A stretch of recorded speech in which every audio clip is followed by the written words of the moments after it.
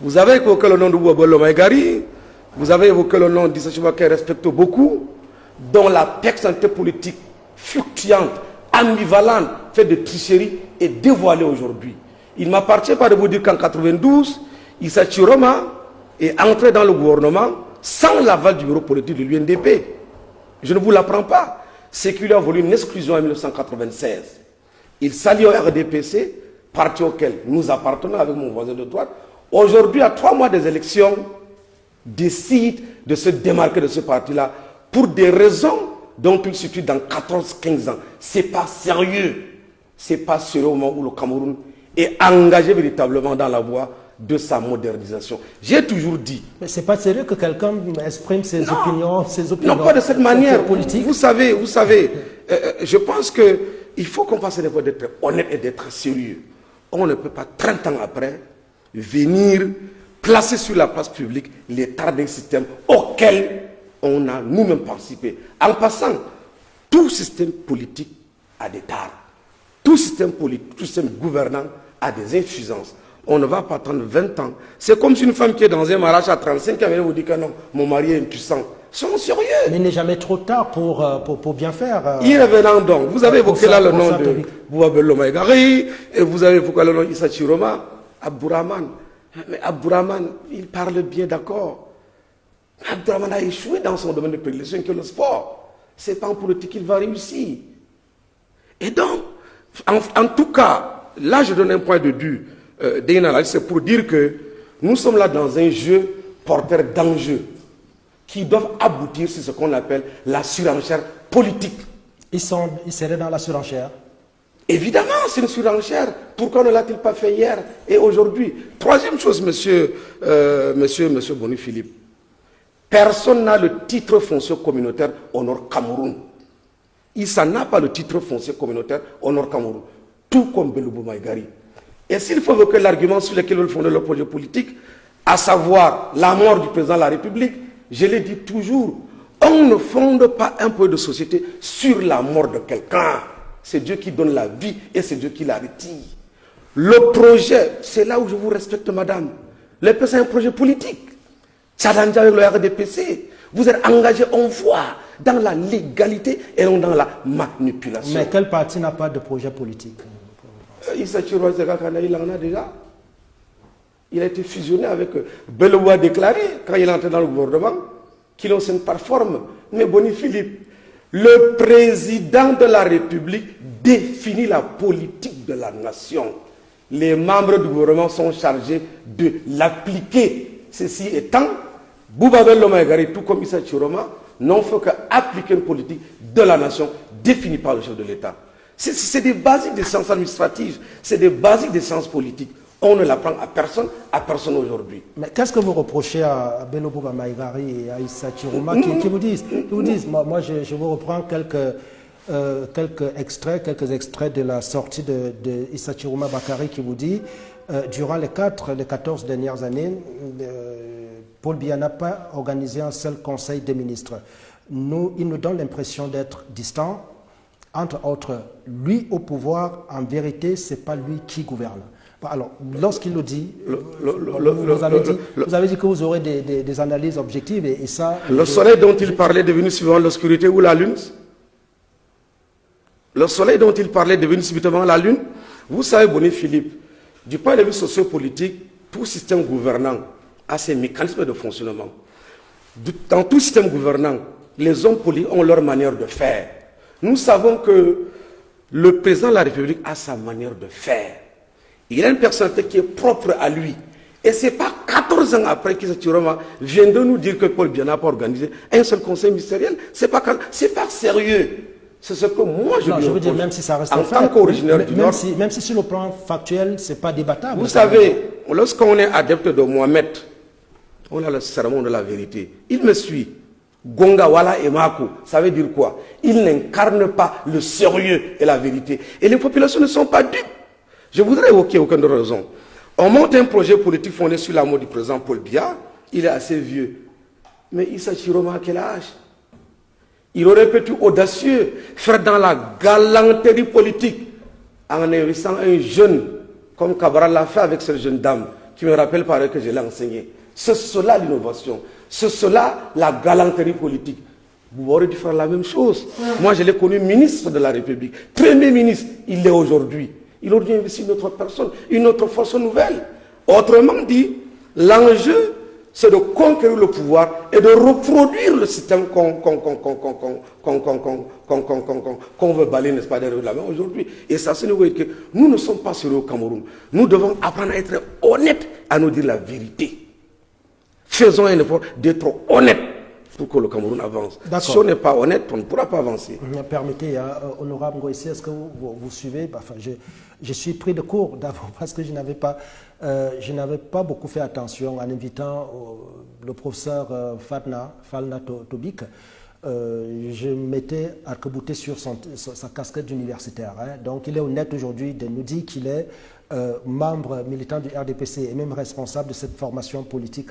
Mais lorsqu'il découpe au chalumeau ici les faits et gestes, les actions des barons de la mouvance présidentielle issue de la région du Grand Nord, hein, enfin, du Septentrion, qu'est-ce que ça vous inspire comme commentaire? Est-ce que ce n'est pas trop dur ce qu'il dit, au vu de ce que ces gens ont relevé pour prendre leur distance avec la mouvance présidentielle? Alors, M. Boni, il faudrait déjà, avant de répondre à votre question, revenir rapidement sur ce que Émile Messi disait tantôt, lorsque vous parliez des consultations en cours à la présidence de la République. Je voudrais, et il a, dans son exposé, il a voulu démontrer que ça relève, ça concourt à plutôt renforcer, ou bien alors à donner de la garantie ou bien à rassurer les militants que bel et bien le président Paul Biya sera candidat. Mais je voudrais aussi lui révéler quelque chose. Peut-être il n'a pas vu l'autre côté, parce que lorsqu'on dit que le président, le SGPR, le secrétaire général de la présidence de la République, fait des consultations aux élus et aux élites ministres des régions du Cameroun, il faudrait quand même rappeler que je ne sais pas si c'est hors du cadre du RDPC ou alors c'est dans le sillage du RDPC. Si c'est dans le sillage du RDPC, on se serait attendu à ce que ce soit les responsables du RDPC qui soient mis en avant pour consulter, je ne sais pas quelle consultation ils font, mais pour consulter toutes ces élites, ces forces vives, en leur rassurant que bien évidemment le président de la République sera candidat, et aussi pour dire que la présidente de la République, quand même c'est la présidente de la République, ce n'est pas une maison du parti du RDPC que l'on va venir sur la place. Vous avez dit que vous couvrez cela, je ne sais pas ce qui se dit là-bas, mais il faut quand même qu'on dise aux Camerounais que c'est une, je vais dire quoi, c'est une façon d'aller contre la vérité, ou bien de vouloir faire un saupoudrage qui nous montre en réalité que le président de la République, et ça c'est ce que moi je voudrais dire ici, personne ne voudra la mort de quelqu'un, mais il faut dire que le président de la République après 43 ans est fatigué, il devrait se reposer, et qu'il y a une élite, même au sein du RDPC, qui est dans la capacité de pouvoir diriger ce Cameroun. Je voudrais rappeler ici qu'il y a une candidature du conseil municipal Léon Teller au sein du RDPC. Donc c'est plutôt, moi je pense plutôt, je ne donne pas des raisons au RDPC bien évidemment, mais je pense que au lieu d'avoir ce discours qui voudrait qu'on rassure la base, je pense que ce discours aussi peut démobiliser la base. Maintenant, pour répondre à votre question, je voudrais dire que ce que le prof dit, et moi c'est ce que j'ai souvent eu à dire, c'est qu'au RDPC, c'est vrai qu'on a eu l'habitude d'avoir des hommes politiques qui mettent en avant la démagogie, mais au sein du RDPC, il y a des militants qui sont des militants qui ont pris de la politique comme cette activité noble qui voudrait qu'on résolve les problèmes qui s'opposent dans la cité. Problème de la cité. Bien évidemment. Après avoir dit cela, je voudrais dire ceci, Monsieur Boni. Alors, pour ce qui est, le professeur l'a très bien démontré, le Septentrion n'est pas bon, si on voudrait regarder le caractère géographique, le Septentrion est composé justement des 3 régions, et dans ces 3 régions vivent les Camerounais. Ces Camerounais qui vivent dans ces régions, ce sont les Camerounais qui vous disent qu'ils ont besoin et qui ont soif du changement. Il vous a parlé de l'hétérogénéité du septentrion. Au septentrion, bien évidemment, on a des jeunes, on a des personnes même expérimentées qui sont épris du changement, qui ont besoin d'un sang nouveau pour que les choses aillent mieux. Vous avez vu lors de l'entame de cette émission, on vous a parlé des inondations dans la Damawa. Je vous assure qu'il y a des jeunes, il y a des personnes et qui militent dans plusieurs partis politiques, notamment le PCRN, qui ont les capacités et la possibilité, qui ont prouvé qu'ils peuvent apporter un changement dans ce pays. Je voudrais vous rappeler ici qu'en dehors du PCRN et du RDPC, qui sont les deux partis politiques qui ont des élus à la fois à la région septentrionale et dans les régions méridionales, il n'y a pas un autre parti politique qui a cette assise, si je peux appeler cela, cette assise territoriale en faveur des élus. C'est pour dire quoi? Il est impossible aujourd'hui que l'électorat du septentrion soit cristallisé autour d'un seul leader. Parce qu'en réalité, les leaders qui se sont, je peux dire, qui ont précédé au niveau du septentrion, qui sont arrivés aux affaires, n'ont pas répondu de manière efficace aux besoins de ces populations. Donc aujourd'hui, je crois, et là je peux rejoindre le professeur en disant que c'est peut-être serait peut-être démagogue de vouloir venir présenter des écueils que l'on a participé à entretenir et qu'aujourd'hui on voudrait sortir d'un bateau qui est en train de s'engouffrer et vouloir présenter que de l'autre côté ça ne se passe pas bien. Non. Je dis, et je voudrais peut-être encore revenir sur ce que je vous disais en off, est-ce que si aujourd'hui les conditions sont réunies, c'est-à-dire le président de la République commence à faire les conseils des ministres, le président de la République devient celui-là qu'on consulte, le président de la République, est-ce qu'il y aurait donc, au niveau de ces leaders politiques, un rétropédalage et ils vont aller encore soutenir ce qu'ils ont toujours soutenu il y a de cela 25 ans. Aujourd'hui, en réalité, aujourd'hui au Cameroun, notamment au niveau des septentrions, on a besoin du renouvellement de la classe politique. Et le renouvellement de la classe politique ne peut se faire que lorsque ces anciens auront le courage de s'asseoir autour d'une table avec ces jeunes et leur permettre à ce que ces jeunes puissent s'exprimer en leur disant que voilà, vous avez fait votre part. Et nous pensons qu'il est temps pour vous de nous permettre aussi de faire ce que nous pensons faire pour que ça aille mieux. Parce que le dialogue qui se présente là, c'est qu'on mette de côté les jeunes.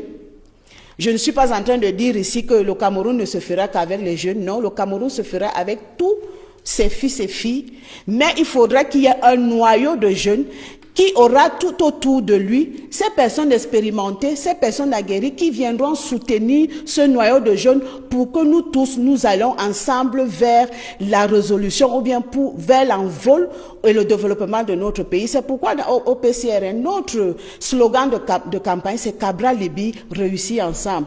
Cabra Libi réussit ensemble veut dire tous les Camerounais, que ce soit ceux de partis politiques, que ce soit la société civile, que ce soit les confessions religieuses, tous ceux-là qui ont soif et sont épris du changement, qui ont le souci du devenir du Cameroun, doivent s'asseoir, fédérer un certain nombre de choses et ensemble, donc, nous devons travailler pour le développement de notre pays. Donc, il n'est pas question ici de donner un certain nombre de points en disant parce qu'on a occupé un certain nombre de postes pendant un certain nombre d'années, parce qu'on serait encore il faut revoir en termes d'assises politiques quelles sont les forces en présence dans les régions du septentrion. Et je vous ai dit ici, en l'état actuel, il n'y a que le RDPC et le PCRN.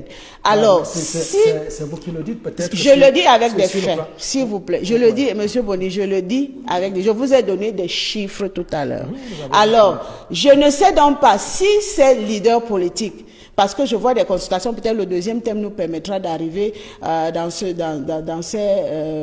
dans ce cas-là, les consultations qui sont faites, est-ce que le Cameroun se limiterait seulement dans les régions du septentrion? Il faudrait bien qu'on pense au Cameroun. Il faudrait qu'on pense, parce que les problèmes qui se posent dans le septentrion sont les problèmes qui se posent dans tout le Cameroun. Les consultations qui sont faites, il faut le dire, Anissé Kane, par exemple, il sera avec nous en plateau, le président du Manidem et d'autres leaders politiques sont allés vers eux, vers Bello Bouba Maïgari notamment, pour essayer de travailler sur un consensus d'une candidature de l'opposition. Ce que le PCRN n'a pas accepté jusqu'ici, par exemple. Non, vous ne pouvez pas dire ça. Le PCRN, vous êtes là pour nous dire. Justement, le PCRN est membre d'une plateforme de la coalition de l'opposition. Vous ne pouvez pas dire que le PCRN n'est pas encore allé où, quand et comment est-ce que vous pouvez... Peut-être parce que les activités ou bien les actions dans ce sens du PCRN ne sont pas rendues publiques, mais la deuxième thématique nous permettra de mieux nous étaler là-dessus. Parce qu'en réalité, le PCRN...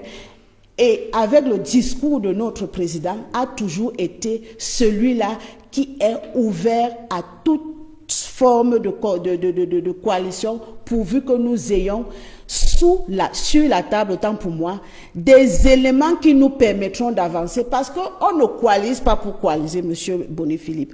On ne coalise pas pour chasser un régime en place. On coalise pour que nous puissions travailler ensemble pour le développement. Une fois que cela est acquis, nous mettons donc en place un certain nombre d'arguments et nous les formalisons et nous allons donc ensemble pour la conquête du pouvoir. Vous n'allez pas me dire qu'on ne peut pas remplacer un lion par par un éléphant. Non, il faudrait qu'on change un système avec celui-là qui viendra répondre aux besoins des populations. Et le besoin des populations, c'est le vœu ardent des populations, c'est de pouvoir manger à leur faim, d'avoir la possibilité d'accéder aux soins élémentaires de vie, de pouvoir avoir l'énergie disponible quand ils veulent, c'est de pouvoir transformer notre tissu économique. Alors si cela n'est pas établi clairement, nous ne pouvons pas changer pour changer. Honorable Ngoïsi, je vais revenir à vous tout à l'heure. Vous nous direz notamment si vous ne loupez pas le coche en ne vous rapprochant pas des leaders comme... Je ne vous ai pas dit que nous ne nous rapprochons pas. Non, je reviens à vous tout à l'heure. Permettez à Dieudonné Somba de dire également un mot. Nous avons 3 candidatures. Dieudonné Somba des fils du Nord. Abdourahmane Amadou a déclaré la sienne, je crois, hier ou avant-hier. Issa Chiroma et Bello Bouba Maïgari.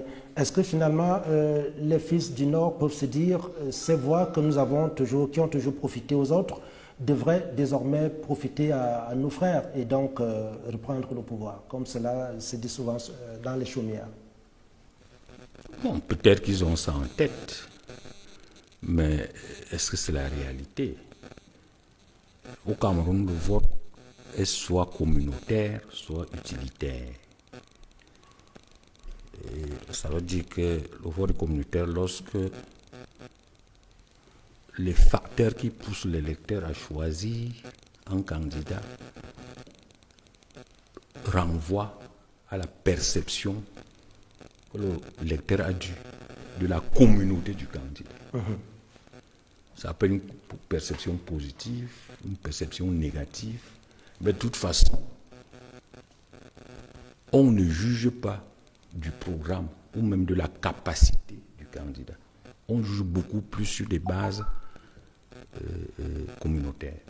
Ensuite, le vote peut être utilitaire, c'est-à-dire que le parti au pouvoir, lui, il dispose des postes qu'il peut distribuer, il gère le budget, donc l'électeur peut tout simplement être guidé par la perspective d'en bénéficier. Donc ça, quand on parle de ce principe, la notion de Grand Nord n'a pas de sens du point de vue politique. Parce que le Grand Nord a beaucoup de communautés. Et donc ces communautés, quelquefois, peuvent avoir des perceptions différentes de l'État, du pouvoir et de la gouvernance. Totalement, chacune en fonction de sa géographie, en fonction de son vécu, en fonction des rapports actuels ou passés avec les autres communautés voisines. On sait très bien qu'au Grand Nord, généralement, il y a deux grands groupes, ce qu'on peut appeler les Islamopeuls et ce qu'on peut appeler les Kirdis. Bon, c'est assez simpliste, mais grosso modo, c'est pas tout à fait faux. Bon, s'il est dit que des candidats comme Issa Chiroma et Bello Boba sortent de la communauté Peul, est-ce que cela peut influencer d'une manière ou d'une autre le prochain vote? Mais à partir du moment où le vote est communautaire, il est certain que chaque candidat part déjà avec un matelas communautaire, sa base. Si vous n'avez pas de base communautaire dans ce genre d'environnement, vous êtes déjà pénalisé. L'une des raisons pour lesquelles c'est les candidats qui bénéficient d'une très grosse base communautaire, ils sont généralement plus en évidence que les autres. Donc il y a cet aspect. Donc quand quelqu'un dit que le Grand Nord, cela n'a pas un sens politique. De toute façon, en 2025. Dans les années 1960, on n'avait pas toujours une vision claire de la composition sociologique du Grand Nord. Donc on avait tous l'impression que le Grand Nord était essentiellement musulman et les médias diffusaient ça. Mais où nous sommes en 2025, où on sait déjà que c'est plus compliqué. On a une région de l'extrême nord en majorité chrétienne. Oui, qui a... Donc, c'est-à-dire, c'est donc ces composantes-là. Ouais. Ça fait donc qu'en réalité, le problème aujourd'hui se pose en termes d'affinité communautaire. C'est-à-dire que vous pouvez avoir une communauté du Grand Nord qui se sent en fait politiquement plus proche d'une communauté du Sud que de ses communautés voisines. Donc, c'est des aspects qu'il faut intégrer pour faire une analyse prospective de ce qui peut arriver. Donc, l'émergence de 3 candidats du Nord n'est pas très significatif des modifications qu'on pourra avoir sur l'électorat. Par contre, ce qui peut avoir quelque chose de très significatif, c'est les stratégies politiques des partis.